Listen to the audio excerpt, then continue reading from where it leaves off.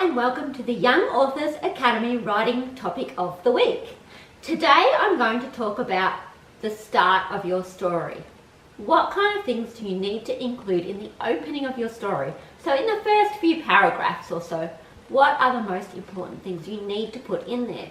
Well, I've narrowed it down to about 4 things that I think are most important in your story start. The first one is to give an idea of the type of story you're writing. So whether that's a comedy, so you should include something funny or light-hearted to give an idea that this is a funny comedy story. Or if it's a fantasy story, include something to indicate there's something magical or different about this world that you're writing about. If it's an action story, include something punchy and exciting in the very opening, so we get an idea that there's going to be a lot of action in this story. So that's really important to give an idea of the type of story, so people are put straight into that type of world you're going to be writing, and give something really clear that makes it obvious what kind of story you're writing in. That's the first thing. The second thing is your main character.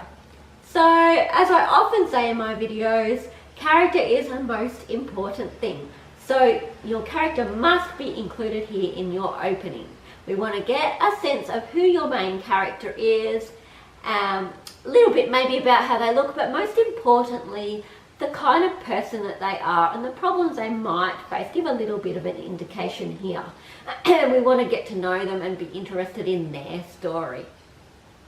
The third thing we want to include in our story start is where this story is taking place. You want to get your reader involved in your world as soon as possible, so they want to know where they are in time and space. So if it's a historical story, give an indication that where it's set and what time in the past.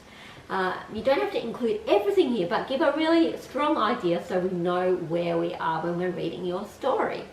If it's a fantasy story, give some kind of indication of the type of story world that you've created here.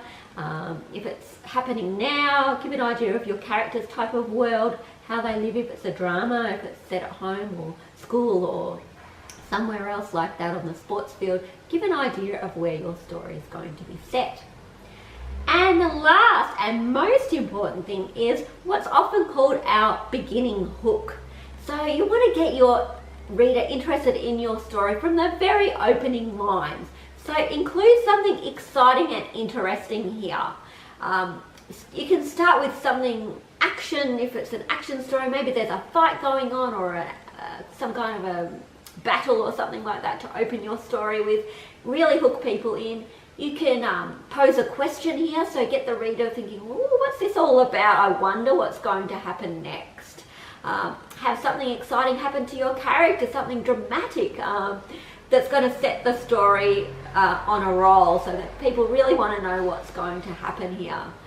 If you get a little bit of intrigue, what's going to happen next, that's even better, so people kind of get excited about wanting to know what's this story all about and what's going to happen in it.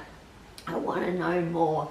So you can always go back and explain more things later, but often start with something really interesting and exciting that's happened to your character to really get your reader interested.